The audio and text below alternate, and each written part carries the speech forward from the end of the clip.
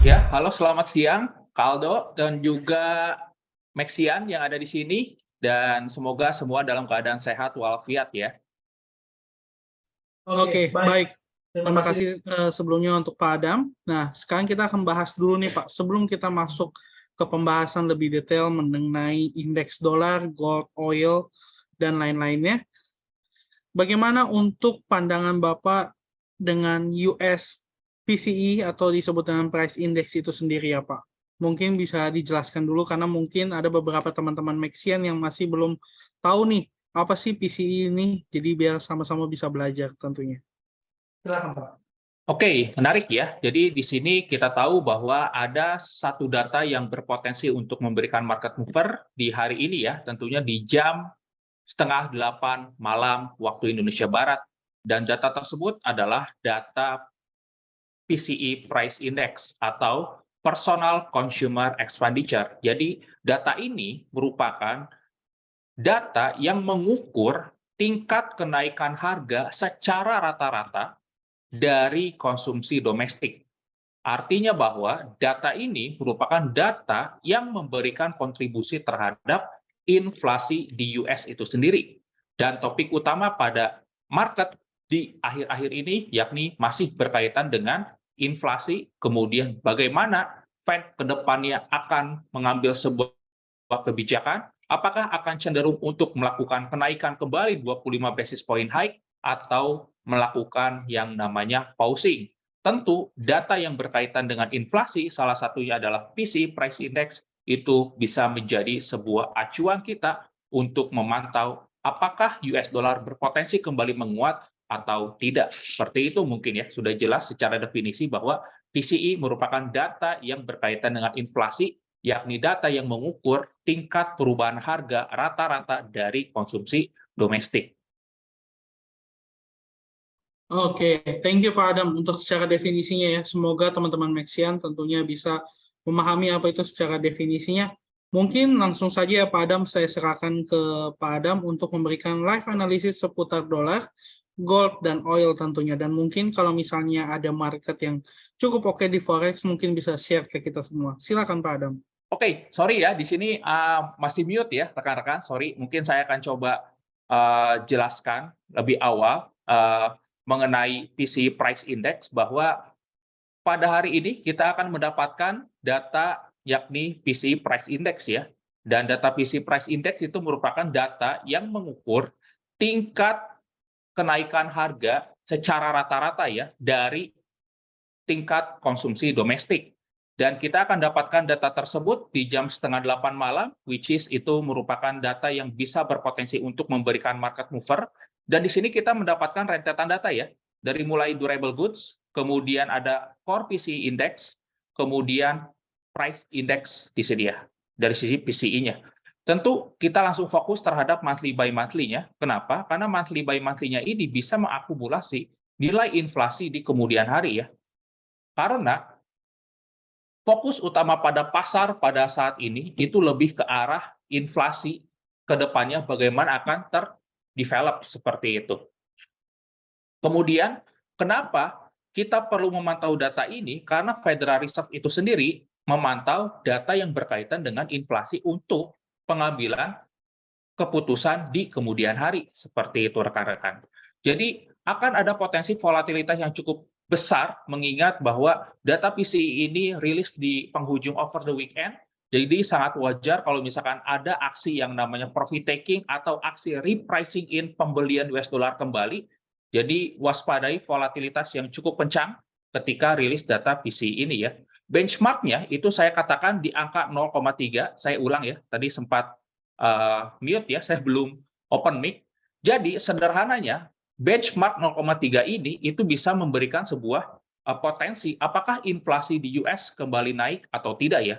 Kenapa 0,3% Pak Adam? Karena 0,3% kalau misalkan dikali 12 bulan, karena 1 tahun itu 12 bulan, which is itu ada potensi inflasi bisa di angka 3% sampai 3,6% seperti itu.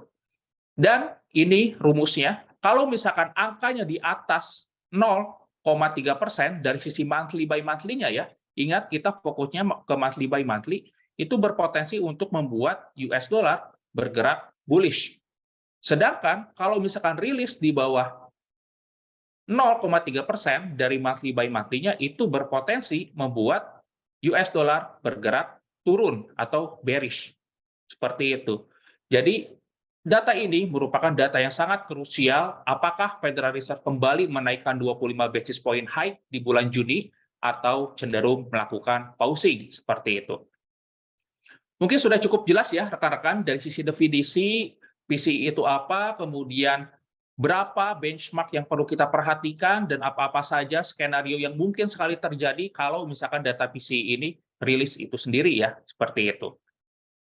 Oke, kita akan coba lihat ke dalam headline ya, karena selain inflasi di secara global, tidak hanya di US ya, tapi juga di Uni Eropa, Inggris, dan lain sebagainya, itu memicu sebuah fear di dalam pasar.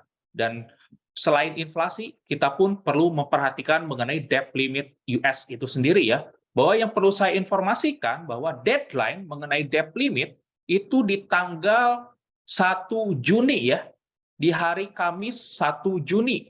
Which is sekitar ada kurang lebih 1 minggu lagi ya, menjelang deadline mengenai debt limit ini.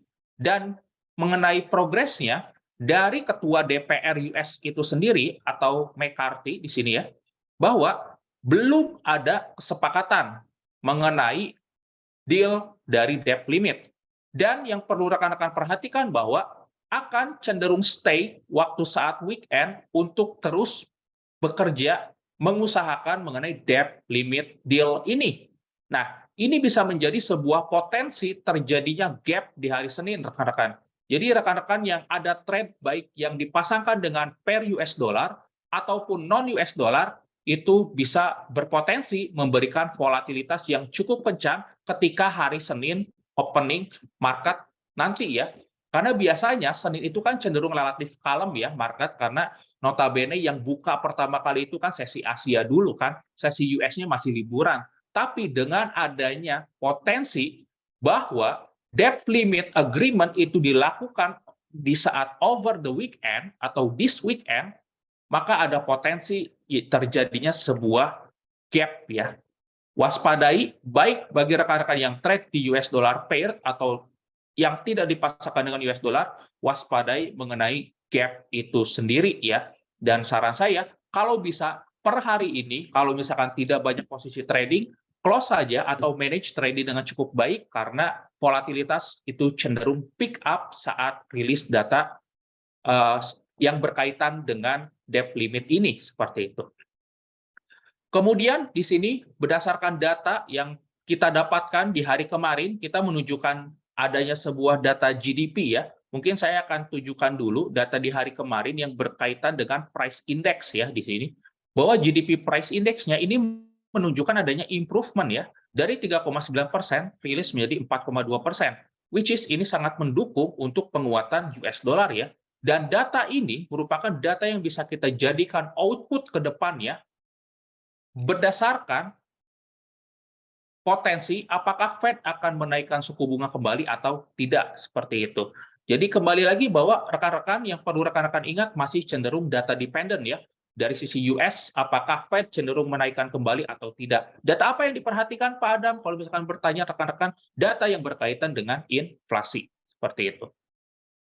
Kemudian kita akan ke headline CME Fed Watch Tool. Ini merupakan sebuah tools untuk kita memproyeksikan FOMC meeting itu sekitar 19 hari lagi, which is di tanggal 1 Mei itu 14 Juni ya, itu sekitar 19 hari lagi. Secara probabilitas itu menunjukkan bahwa Fed masih cenderung besar probabilitasnya untuk melakukan pausing ya, atau mempertahankan nilai suku bunga yang ada, yakni di sekitar 5,25% ya.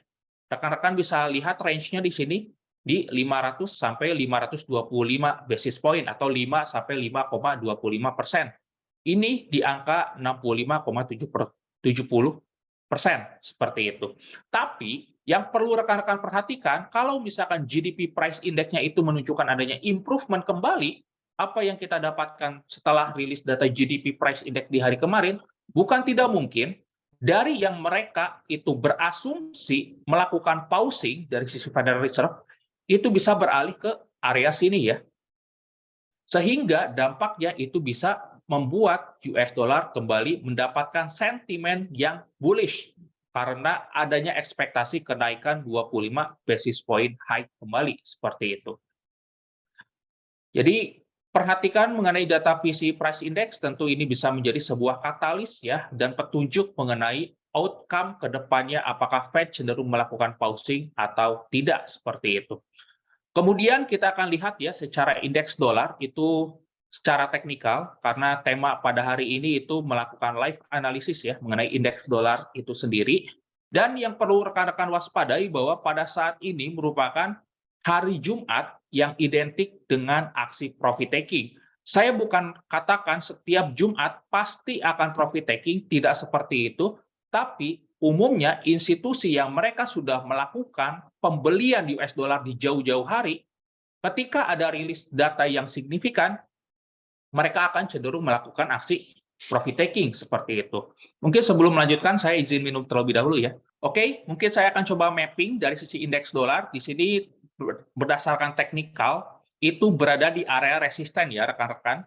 Di sini kalau misalnya rekan-rekan memperhatikan, ada zona yang sebelumnya area support di sini, kita bisa lihat bahwa harga tertahan di sini, di area ini, kemudian pada saat ini harganya berada di area resisten ya, level 104 zonanya ya, 104 sampai 104,2. Jadi ini merupakan zona area resisten. Tentu ini merupakan time frame yang besarnya ya, mungkin kita akan pergi ke time frame yang jauh lebih kecil, mungkin saya akan coba ke time frame H4. Dan kalau misalkan kita lihat secara tren, memang H4 ini masih menunjukkan adanya kenaikan ya di sini. Bisa lihat bahwa ada kenaikan yang cukup signifikan dan masih respect terhadap trendline yang saya gambar dengan garis putus-putus merah di sini ya. Seperti itu. Tentu kalau misalkan terjadi benar-benar aksi profit taking dikarenakan datanya mungkin as expected atau sesuai ekspektasi, maka ada potensi indeks dolar itu menembus area yang saya tandai di sini, trendline, kemudian bisa retest dan berpotensi untuk drop kembali menguji area yang tadinya sebuah resisten bisa menjadi sebuah support rekan-rekan, yakni di harga 103 di area ini. Nah, tentu ini bisa menjadi angin segar kalau misalkan rekan-rekan ada potensi pengambilan pembelian terhadap aset Euro USD ataupun gold, itu bisa melakukan pembelian dengan asumsi bahwa US dollar cenderung melemah karena pertama aksi profit taking, yang kedua datanya sesuai ekspektasi sehingga membuat US dollar mendapatkan sentimen yang relatif bearish seperti itu. Akan tetapi kalau misalkan datanya terdapat kejutan, improvement yang cukup signifikan dari nilai PCE Price Index melebihi nilai 0,3%, misalkan rilisnya 0,4 atau 0,5, kemudian dari sisi price index di sini itu di angka lebih dari 0,1%, which is itu bisa memberikan semacam boosting pressure terhadap US dollar itu sendiri ya. Mungkin bisa naik ke level 105. Tapi saya cukup ragu untuk cenderung US dollar revisit 105 karena di area ini termasuk ada area minor resisten ya. Mungkin saya akan tandai area ini karena ada minor resisten, mungkin di sekitar level 104,5 ya. Mungkin akan tertahan di area ini ya, seperti itu. Oke, mungkin dari sisi indeks dolar sudah cukup jelas ya. Jadi kalau misalkan rekan-rekan sambil saya menjelaskan ada pertanyaan, boleh tidak usah ragu-ragu. Misalkan ada yang mau request Euro USD mau kemana Pak Adam, atau misalkan Swiss franc Japanese yen mau kemana Pak Adam, boleh silahkan, tidak usah ragu-ragu ya. Karena di sini kita coba mendevelop sebuah habit yang positif. Karena dengan rekan-rekan bertanya, seolah-olah rekan memiliki insight dan ini akan berguna juga bagi audiens ataupun partisipan yang hadir baik melalui YouTube, aplikasi Mexco ataupun melalui Zoom meeting pada saat ini seperti itu.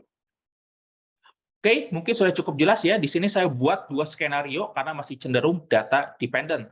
Tapi secara proyeksi, indeks dolar ada potensi untuk terjadi correction karena yang pertama aksi profit taking menjelang over the weekend dan juga ada potensi datanya itu sesuai dengan ekspektasi pasar. Seperti itu. Kita akan beralih ke gold ya. Di sini gold saya coba lihat area pada saat ini itu masih berada di area 1950. Ini masih kosong chart yang saya gunakan karena tadi beberapa mapping saya hapus ya supaya lebih memudahkan rekan-rekan untuk melihat. Kita akan analisis area value terlebih dahulu ya, yakni area support resisten. Kita mendapatkan area ini yang tadinya sebuah area support berpotensi untuk menjadi sebuah area resisten kalau misalkan harga terrevisit ke area ini ya, yakni di sekitar level 1950 hingga 1955 seperti itu. Karena secara teknikal di sini pun terbentuk yang namanya ada semacam double top ya. Mungkin saya akan coba gambar, ini top pertama, kemudian ini ada top kedua ya, seperti itu. Nah, sehingga hal ini bisa masih berpotensi membuat continue turun dari sisi gold itu sendiri. Kemudian kita akan lihat di time frame yang jauh lebih kecil, di H1, saya akan coba lihat ke time frame H1. Sebenarnya dari sisi gold itu sendiri masih cenderung bergerak downtrend ya. Kita bisa lihat gold ini cenderung masih bergerak downtrend karena terdapat dua higher low dan juga dua lower low di area ini ya. Mungkin saya akan coba tarik di sini seperti ini ya. Nah, oke. Nah, kalau misalkan rekan-rekan berasumsi gold itu cenderung melemah ya, karena di sini dekat dengan area resisten, rekan-rekan bisa mengambil posisi short, tapi saya tidak begitu yakin. Kenapa? Karena US dollarnya itu berpotensi untuk terjadi yang namanya aksi profit taking seperti itu. Bisa turun ke level 103 kalau menembus trendline yang saya gambar di area ini ya, seperti itu. Kita balik lagi ke gold di sini. Kita akan coba sama-sama lihat ya, siapa tahu ada opportunity entry bagi rekan-rekan yang ingin entry. Kalau misalkan rekan-rekan berasumsi gold ini akan bergerak turun, saran saya bisa pasang area limit sell di area ini ya. Karena candle yang terbentuk di area ini itu cukup signifikan ketika rilis data inisial jobless claim dan juga GDP, rekan-rekan bisa berasumsi bahwa gold cenderung naik terlebih dahulu, at least kalau misalkan resisten 1950 ini tertembus, maka next target bisa ke level 60 ya di sini. Walaupun ini trendline breakout, rekan-rekan bisa manfaatkan karena biasanya ketika trendline ini tertembus, ada potensi correction terlebih dahulu sebelum melanjutkan kenaikan seperti itu. Jadi rekan-rekan bisa mengambil posisi penjualan di sekitar level 1960 ya. Limit order saja. Kenapa? Karena menjelang rilis data itu cenderung slow ya dari sisi pergerakan market itu sendiri. Dan bagi rekan-rekan yang ingin melakukan pembelian, tunggu sampai benar-benar harga bisa menembus dari channel yang saya tandai di area ini ya. Ketika area ini tertembus, kemudian naik, dan gold tertahan di area ini karena basically area ini merupakan area demand minor sebenarnya. Tapi kalau misalkan kita mengacu terhadap time frame yang jauh lebih besar, mungkin di sini ada area yang cukup menjadi perhatian ya, karena terdapat beberapa area reject di area ini ya sebenarnya.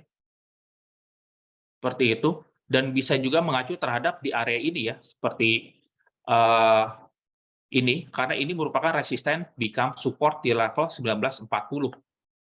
Kemudian kita akan coba ke time frame yang jauh lebih kecil, dan area ini merupakan area yang cukup baik untuk kita melakukan pembelian ya, seperti itu. Outlook saya cenderung lebih ke arah turun dulu terlebih dahulu terhadap gold ya, karena ketidakpastian mengenai debt limit itu sendiri membuat US dollar mendapatkan sentimen yang jauh lebih bullish ya. Tapi kita pun perlu memantau data mengenai PCE dan juga kemungkinan aksi profit taking seperti itu. Oke, kemudian kita terakhir oil ya. nanti kalau misalkan rekan-rekan ada pertanyaan, boleh, tidak usah ragu-ragu ya. Di sini oil sebenarnya teknikalnya cukup menarik ya untuk kita melakukan pembelian. Kenapa? Ini masih chart kosong ya. Mungkin saya akan coba ke time frame yang besar dulu, H4, supaya rekan-rekan bisa melihat gambaran garis besarnya. Di sini kalau misalkan rekan-rekan tarik trend line, itu reject sebanyak 4 kali ya. Di sini, rekan-rekan bisa lihat, satu, di sini ya. Kemudian,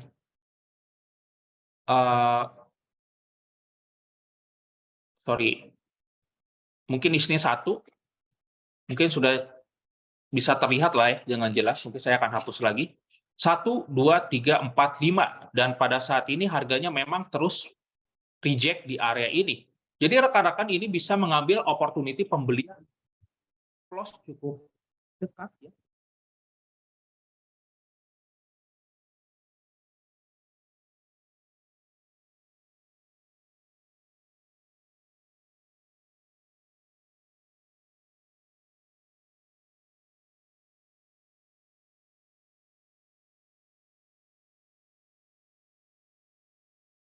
Dan area ini pun kalau rekan-rekan, ini areanya sudah tertembus ya. Ini area minor ini, sehingga bisa menjadi pijakan kalau misalkan harga kembali turun ke area 72 di sini. Bisa rekan-rekan ambil posisi pembelian, karena ini menarik secara teknikal, stop loss-nya pun sangat ketat ya, sekitar 50 pips di sini, dari 72 ke 71,4, kurang lebih 60 lah, 60-an.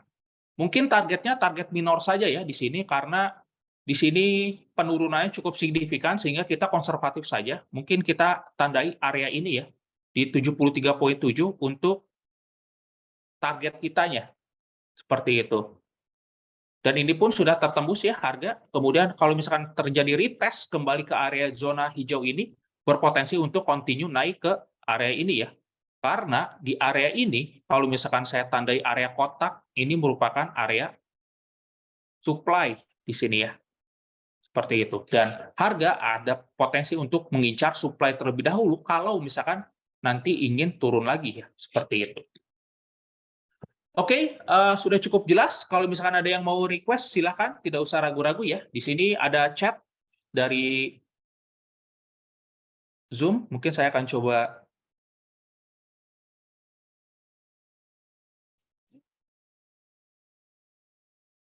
Oke, di sini ada pertanyaan ya dari kakek Sugiono. Wah, buset. Namanya cukup serem juga ya. Macam tahu saya. Pak Adam, untuk hari ini, apakah gold proyeksinya akan naik atau turun? Bisa ambil posisi di area mana, Pak Adam? Oke, saya nanti akan coba jawab ya. Mungkin saya akan tampung dulu pertanyaannya. Mau tanya Pak Adam, apakah arah harga sama dengan time frame yang berbeda? Misal di daily time frame 5 menit tunjukkan arah penurunan, sedangkan oke, ini pertanyaan yang cukup menarik ya dari Burika Anggraini ya. Di sini membahas mengenai time frame. Oke, nanti kita akan bahas ya. Kita akan lihat gold kembali terlebih dahulu. Oke, dari sisi gold sebenarnya kalau misalkan berdasarkan proyeksi saya, sebenarnya area ini area yang legit untuk melakukan penjualan. Kenapa? Karena secara struktural ini merupakan area support become resistant. Tapi kembali lagi bahwa kita pun perlu memperhatikan sebuah price action, karena kalau misalkan price action yang menunjukkan adanya sebuah momentum, area ini bisa tertembus rekan-rekan. Nah, jadi kalau misalkan saran saya, karena pada saat ini ada potensi rilis data PCE yang bisa menjadi katalis aksi profit taking terhadap US dollar yang mana sudah menguat di beberapa hari ke belakang, saran saya lebih baik mengambil pembelian ya, tapi itu pun limit di area 1940. Di area ini ya. Karena ada potensi harga bisa turun ke area 1940. Tapi kalau misalkan rekan-rekan kekeh ingin melakukan penjualan, bisa sebenarnya, tapi terlalu beresiko. Kenapa? Karena momentum candle-nya ini ada potensi revisit ke area yang saya tandai di 1960 di area ini. Seperti itu. Ada potensi trendline ini tertembus, ada trendline breakout, kemudian terjadi sebuah correction terlebih dahulu ya. Karena umumnya trendline yang baru saja tertembus itu berpotensi diuji terlebih dahulu lagi sebelum ada continue naik.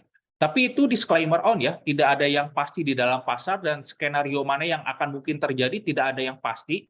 Tapi secara probabilitas saya lebih suka untuk melakukan buy limit di area 1940 kalau misalkan Bapak ingin mengincar posisi pembelian atau melakukan sell limit di area 1961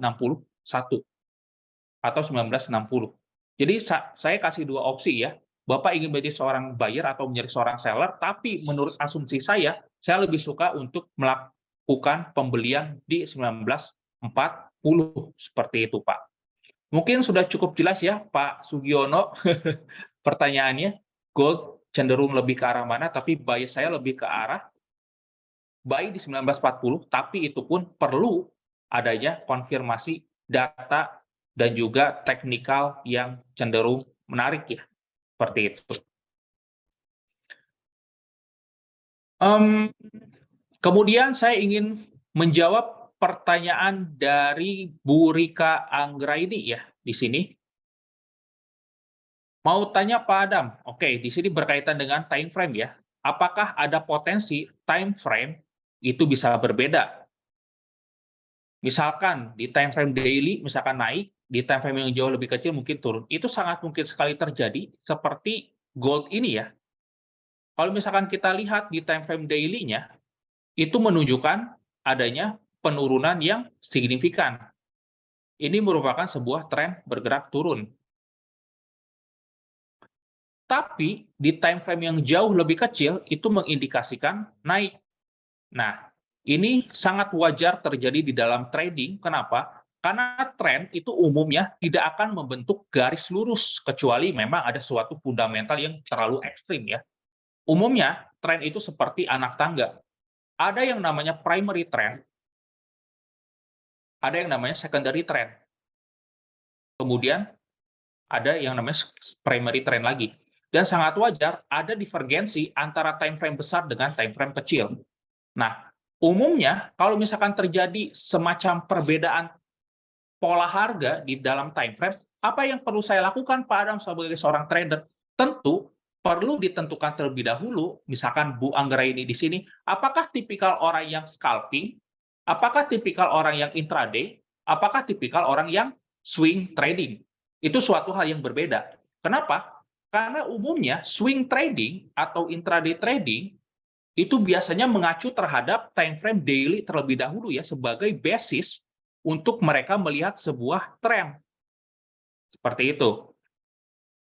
Oke, di sini basisnya merupakan trennya turun. Berarti kita ingin mengambil posisi penjualan. Seperti itu kan? Nah, oke, kalau misalkan sudah tahu penjualan kita akan diambil itu bisa di time frame yang jauh lebih kecil. Tunggu harganya naik terlebih dahulu, barulah kita mengambil opportunity melakukan sell seperti itu. Mungkin sudah cukup jelas ya, Bu Anggraini. Jadi sangat wajar sekali adanya divergensi di dalam sebuah time frame. Kenapa? Karena di dalam sebuah trend ada yang namanya primary, ada yang namanya secondary. Jadi sangat wajar kalau misalkan ada semacam sebuah divergensi di sebuah time frame. Tinggal bagaimana karakteristik Bu Anggraini itu sendiri, apakah tipikal scalper, intraday, atau daily ya, swing trading, sorry, seperti itu. Kalau misalkan scalper tidak perlu sampai analisis ke time frame yang jauh lebih besar ya, cukup ngambil H1, paling maksimal H4, barulah di situ kita mengambil opportunity untuk melakukan entry-nya di mana, seperti itu. Oke, sudah cukup jelas ya. Mungkin saya akan serahkan ke Aldo dulu ya, di sini karena masih ada beberapa pertanyaan, mungkin Pak Aldo bisa bantu untuk bacakan pertanyaannya, karena saya ingin minum terlebih dahulu. Atau kalau misalkan rekan-rekan ingin open mic, boleh, silakan. Oke, terima kasih Pak Adam untuk penjelasannya mengenai live analysis tadi ya.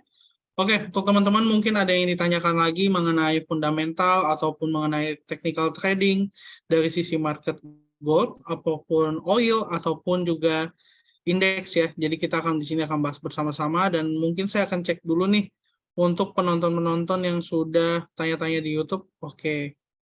Sampai saat ini belum ada ya. Namun apakah sudah jelas untuk penjelasan dari Pak Adam sendiri? Atau ada yang pengen diulang lagi nih mengenai tentang materi tadi, ada yang belum paham atau tadi Pak Adamnya sedikit kecepatan, nanti kita akan bantu ulang dan mungkin kita bisa sama-sama bahas di sini. Nah, menurut Pak Adam, selain PCI sebenarnya apalagi sih kalau di hari Jumat ini yang harus dihindari nih? Soalnya kan memang banyak ya data-data US yang memang berpengaruh juga cukup besar ya tentunya. Kayak misalnya apakah trade balance itu mempengaruhi juga, ataupun core PCI itu juga akan mempengaruhi juga. Itu apakah aja yang harus kita siapkan untuk menyiapkan dari sisi fundamentalnya nih Pak? Oke, saya akan